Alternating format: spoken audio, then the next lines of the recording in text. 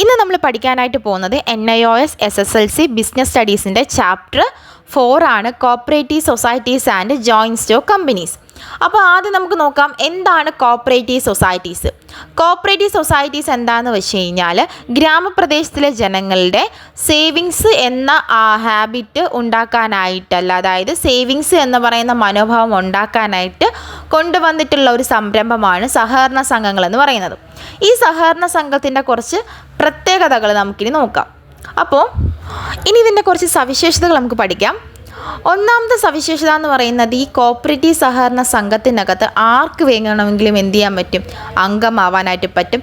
സേവന മനോഭാവമാണുള്ളത്. അതായത് നമ്മൾ പറഞ്ഞു, ഇപ്പോൾ ഒരു പ്രദേശത്തിൽ ഒരു കോപ്പറേറ്റീവ് സൊസൈറ്റി തുടങ്ങിയിട്ടുണ്ടെങ്കിൽ കുറേ ആളുകൾ എന്ത് ചെയ്യുന്നുണ്ട്, അവിടെ ഫ്രീ ആയിട്ട് അല്ലെങ്കിൽ ഫ്രീ ആയിട്ട് മെമ്പർ ആവുന്നുണ്ട്. ഇങ്ങനെ മെമ്പറായ ആളുകൾക്ക് എന്ത് ചെയ്യുന്നുണ്ട്, ചെറിയ മാസത്തോറും ചെറിയ ചെറിയ പൈസ നമ്മൾ ഡെപ്പോസിറ്റ് ചെയ്യും. ഈ ഡെപ്പോസിറ്റ് എല്ലാം കൂടെ ചേർത്ത് എന്ത് ചെയ്യും, ആളുകൾക്ക് ലോണായിട്ട് കൊടുക്കും.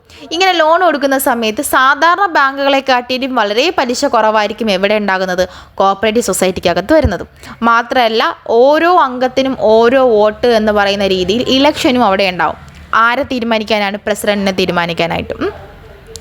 ലാഭമുണ്ടാക്കുമ്പോൾ എല്ലാ ആളുകൾക്കും ഒരേപോലെ ഡിവൈഡ് ചെയ്ത് കൊടുക്കുന്നു. മാത്രമല്ല നമുക്ക് നിയമപരമായി രജിസ്റ്റർ ചെയ്ത ഒന്നാണ് ഈ കോപ്പറേറ്റീവ് സൊസൈറ്റീസ് എന്ന് പറയുന്നത്.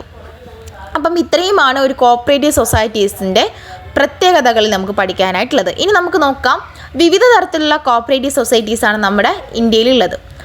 അത് ഏതൊക്കെയാണെന്ന് നോക്കാം. 5 തരത്തിലുള്ള കോപ്പറേറ്റീവ് സംഘങ്ങളാണ് ഉള്ളത്. പ്രധാനമായിട്ടുള്ള ഒന്നാമത്തെ കോപ്പറേറ്റീവ് സംഘമാണ് ഉപഭോക്തൃ സഹകരണ സംഘം. എന്ന് വെച്ചാൽ ഉൽപ്പന്നങ്ങൾ കുറഞ്ഞ വിലയ്ക്ക് എന്ത് ചെയ്യുന്നുണ്ട്, നേരിട്ട് അംഗങ്ങൾക്ക് പർച്ചേസ് ചെയ്യാൻ സാധിക്കുന്ന ഒന്നാണ് ഈ ഉപഭോക്തൃ കോപ്പറേറ്റീവ് സൊസൈറ്റീസ് എന്ന് പറയുന്നത്. എക്സാമ്പിളായിട്ട് നമുക്ക് റേഷൻ ഷോപ്പുകൾ പറയാം. ഇതാണ് ഉപഭോക്തൃ സഹകരണ സംഘങ്ങൾ എന്ന് പറയുന്നത്. ഓക്കെ, വളരെ കുറച്ച് വിലയ്ക്ക് എന്ത് ചെയ്യാൻ പറ്റും, നമുക്ക് അംഗങ്ങൾക്ക് സാധനങ്ങൾ വാങ്ങിക്കാനായിട്ട് സഹായിക്കുന്ന ഒന്നാണ് ഉപഭോക്തൃ കോപ്പറേറ്റീവ് സൊസൈറ്റീസ് എന്ന് പറയുന്നത്. ഇനി അടുത്തൊരു കോപ്പറേറ്റീവ് സൊസൈറ്റീസ് ആണ് ഉൽപ്പാദന സഹകരണ സംഘം. എന്ന് വെച്ചാൽ ഉൽപ്പാദനം ചെയ്യുന്ന ആളുകൾ ചേർന്ന് വിൽക്കുകയും വാങ്ങുകയും ചെയ്യുന്നതാണ്. അതായത് നമ്മളൊരു സാധനം ഉണ്ടാക്കുന്ന ആളുകൾ എന്ത് ചെയ്യാണ്, അവരെല്ലാവരും കൂടെ ചേർന്നിട്ട് സാധനങ്ങൾ വിൽക്കുകയാണ്.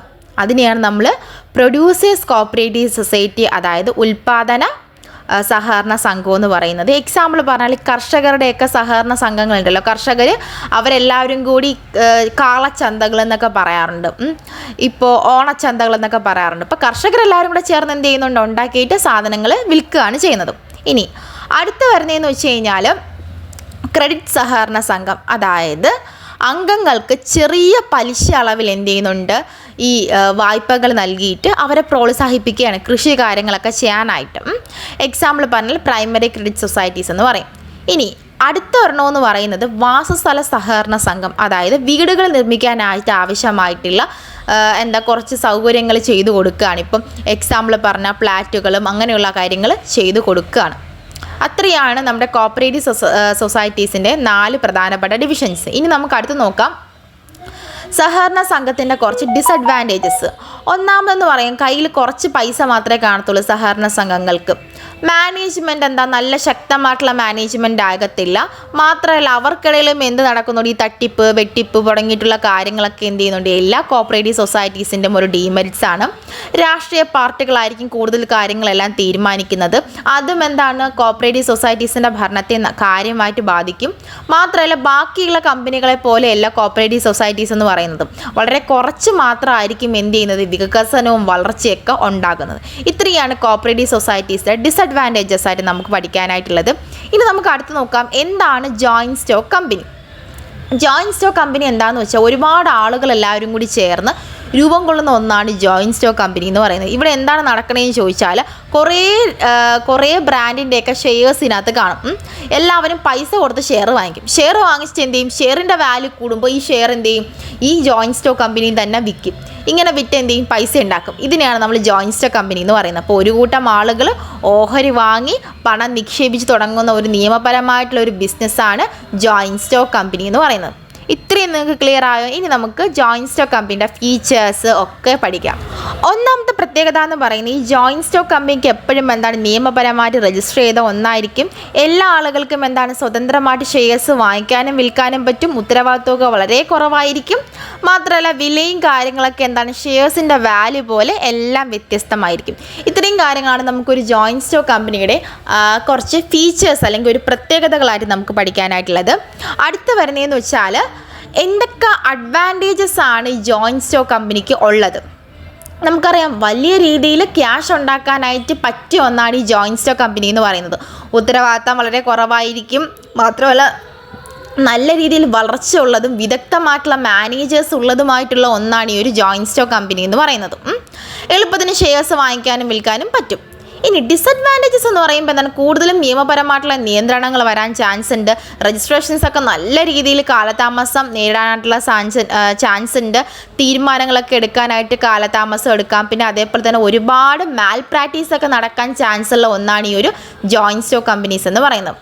ജോയിൻറ്റ് സ്റ്റോക്ക് കമ്പനി നമുക്ക് രണ്ടായിട്ട് തരംതിരിക്കാം. ഒന്ന് പ്രൈവറ്റ് കമ്പനി, രണ്ട് പബ്ലിക് കമ്പനി. പ്രൈവറ്റ് കമ്പനി നമുക്കറിയാം പൊതുജനങ്ങളിൽ നിന്നും ഓഹരികൾ വിൽക്കാൻ തടസ്സം ചെയ്യുന്നതാണ് പ്രൈവറ്റ് കമ്പനി എന്ന് പറയുന്നത്. കുറഞ്ഞത് 2 പേരെങ്കിലും വേണം. ഇനി പബ്ലിക് കമ്പനി എന്ന് വെച്ചാൽ കുറഞ്ഞത് 7 അംഗങ്ങളെങ്കിലും വേണം. ഓഹരികൾ നമുക്ക് എന്ത് ചെയ്യാൻ പറ്റും? പൊതുജനങ്ങൾക്ക് വിൽക്കാനായിട്ട് പറ്റും.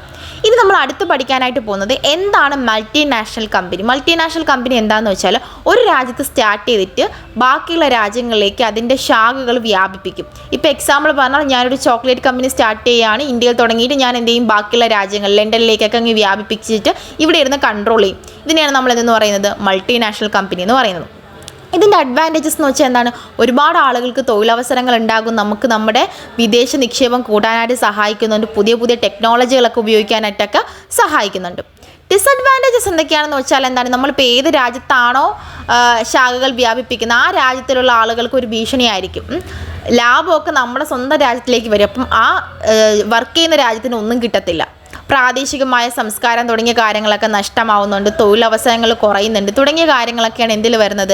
ജോയിൻറ്റ് സ്റ്റോക്ക് അല്ല മൾട്ടിനാഷണൽ കോർപ്പറേഷൻ്റെ ഡിസഡ്വാൻറ്റേജസ്. അപ്പം ഇന്ന് ഇത്രയും കാര്യങ്ങളാണ് നമുക്ക് പഠിക്കാനായിട്ടുള്ളത്. ഇതിൻ്റെ നോട്ട് വേണ്ട ആളുകൾ, എൻ്റെ സ്റ്റുഡൻസ് അല്ലാത്ത ആളുകൾ ആരെങ്കിലും ഉണ്ടെങ്കിൽ നിങ്ങൾ എന്ത് ചെയ്യുക? യൂട്യൂബിൻ്റെ ബയോയിൽ എൻ്റെ ഇൻസ്റ്റാഗ്രാം പേജിൻ്റെ ലിങ്ക് ഉണ്ട്. അതിനകത്ത് കയറിയിട്ട് ജസ്റ്റ് മെസ്സേജ് അയച്ചു കഴിഞ്ഞാൽ നിങ്ങൾക്ക് എന്ത് കിട്ടും? നോട്ട്സ് കിട്ടും.